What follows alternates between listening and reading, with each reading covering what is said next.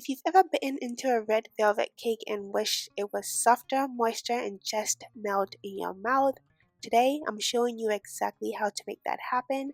No dry crumbs, just soft, tender cake that literally melts as you take a bite. You're going to love this one, so join me and let's get baking.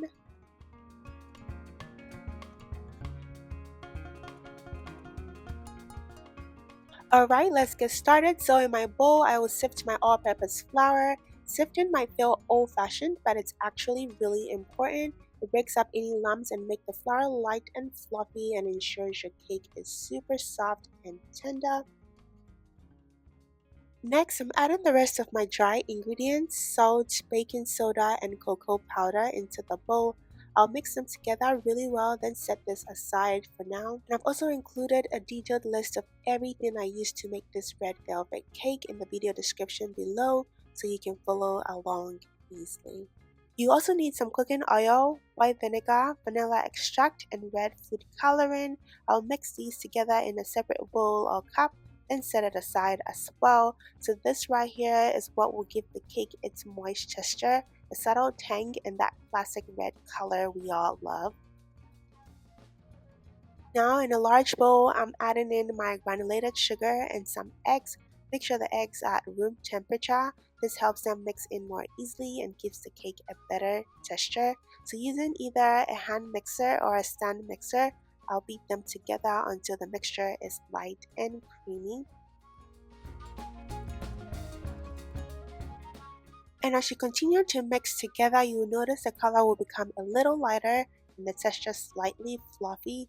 This is exactly what we're looking for before adding in any other ingredients, because it helps the cake rise evenly and stay soft, and that's what we're aiming for here. Now remember the mixture we prepared earlier with the cooking oil, white vinegar, vanilla extract, and red food coloring. It's time to add that in. I pour it in slowly into the sugar and eggs while continuously mixing here. And this step helps everything combine smoothly and evenly. It's what gives the cake its soft, moist texture and that beautiful red color we all love. So we'll keep whisking until the mixture is fully blended and smooth. And don't worry if it looks a little thin at this stage, that's exactly what we want.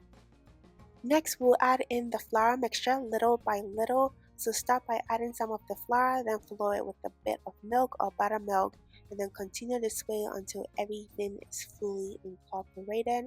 And if by chance you don't have any buttermilk on hand, no worries, just use your regular milk and just add a small splash of vinegar. It works the same way and still gives the cake that soft, tender texture that we're aiming for. And oh, just so you know, the baking soda in here is what helps the cake rise and stay light. And the cocoa powder, that's what gives it that subtle chocolatey flavor, that classic red velvet taste.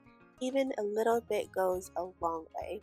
So we'll continue adding the flour and milk gradually, mixing gently as we go. And honestly, this is something you can easily make at home for someone you love or cherish, way better than buying it pre-made. There is something really special about putting in that time and care yourself, and they will certainly taste that in every bite, trust me. And for a quick tip, mixing it gradually like this helps the batter stay light and prevents it from becoming dense, giving us that soft, tender texture we are aiming for. So make sure to fold it gently and scrape the sides of the bowl so every ingredient is evenly mixed.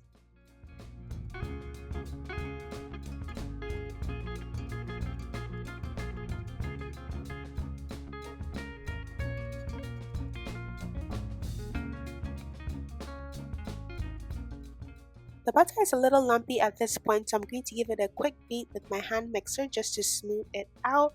You don't want to overmix, just a few seconds is enough.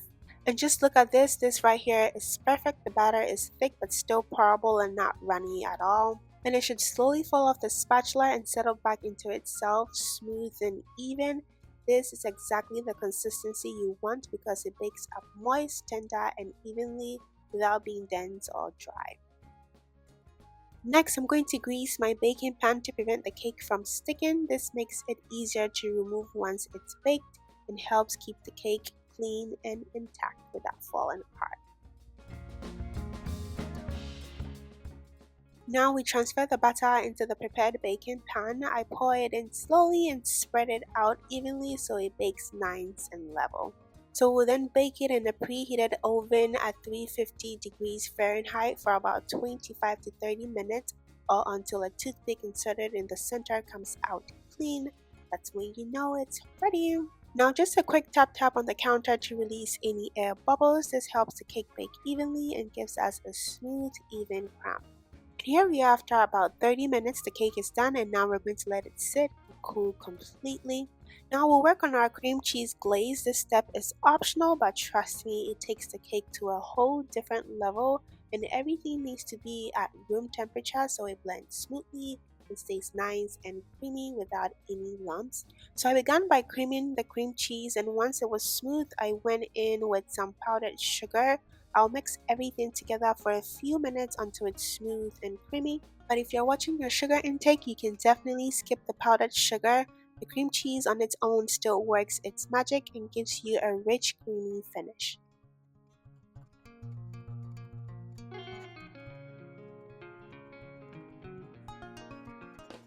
Next, I'll add some vanilla extract and a little milk to the cream cheese. This helps loosen the glaze slightly and adds a nice rich flavor, making it smooth and easy to pour over the cake.